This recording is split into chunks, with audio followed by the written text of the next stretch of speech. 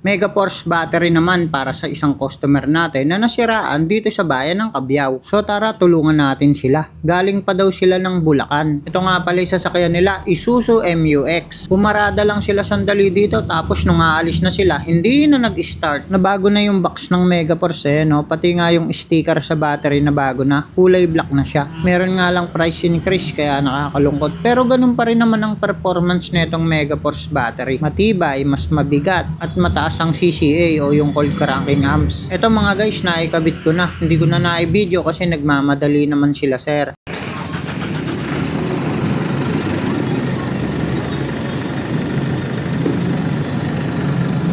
Ito, nagcha-charge naman ng maayos yung alternator kaya okay na to. Wala nang problema mga guys. Uuwi na sila sir. Ayan o. Yung lumang battery nila, tinready na nila para makabawas pa dun sa babayaran sa battery. Ito nga pala yung lumang battery. Ayan guys. Megaforce Plus naman, mas mahal to compare dun sa kinuha nila kanina. Umabot din sa kanila ng 4 na taon nitong Megaforce kaya gusto talaga nila Megaforce. So sira na talaga yung battery. Ayan yung health niya, 9% na lang. Magandang klase Megaforce. Hindi ito yung pinakamura pero quality to mga guys. Kaya siya bibili natin yung pinakamahal. So ayun lang, maraming salamat. Sana nakatulong.